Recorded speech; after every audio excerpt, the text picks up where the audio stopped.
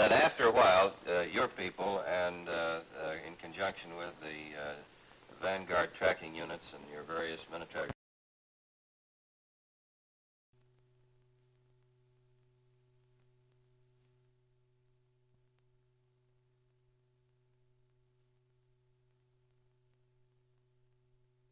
No, I think not. How accurate is the Polaris?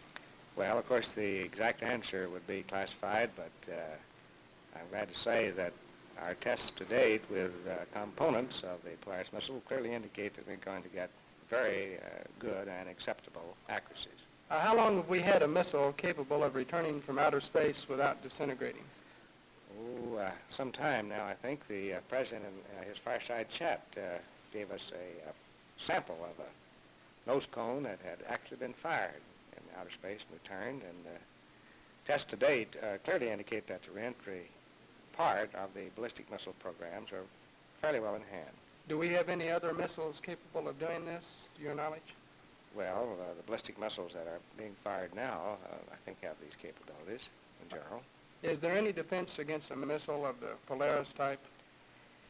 It's most difficult. This is one of the more attractive things about the Polaris weapon system. That is the combination of the solid propellant missile and a submarine. The submarine utilizing the world's best medium concealment, the many cubic miles, thousands, millions of miles actually of water, combining that with the mobility and the flexibility. The enemy never knows where the missile is going to be fired, the point that the launching point will be.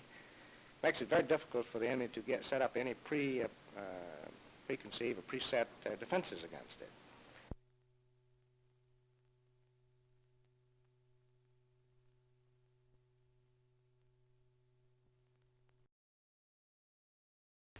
This is Harwell, England, the headquarters of the British Atomic Energy Research Project. Harwell is a factory of ideas. From it has sprung Britain's ambitious atomic power station program. Now comes news that at Harwell, in this machine called Zeta, incredible temperatures have been created to fuse atoms together and so open up the way to taking limitless power from the sea. To speak about this major scientific triumph is the Director of Research at Harwell. Research at Harwell with the Zeta apparatus has led us to believe that the control of thermonuclear reactions for the generation of electricity may well be a possibility for the future, although the practical application is a fairly long way off. With the Zeta equipment, we have produced temperatures which are about a third of those at the center of the sun, that is about 5 million degrees. And we've been able to hold these temperatures for a few thousandths of a second and repeat this every 10 seconds for a very large number of shots. We think in the future that we will be able to improve on this performance.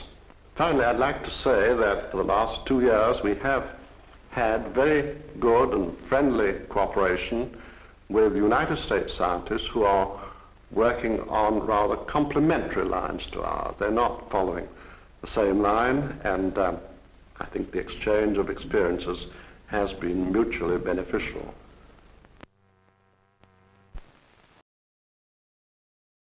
It is the judgment of the Commission that by reason of this disobedience and violation, respondent is adjudged to be in contempt, and a fine of $5,000 is assessed against respondent as for contempt and in consequence thereof as provided by law. Under the laws of this state, each day that a disobedience or violation shall continue constitutes an additional contempt, punishable by additional fines in the amount of authorized by law. The total fines to be assessed against respondent by reason of its disobedience and violation commencing August 1st, 1957, and continuation thereof to and including September 30th, 1957, shall be the sum of $305,000 together with all costs of this proceeding.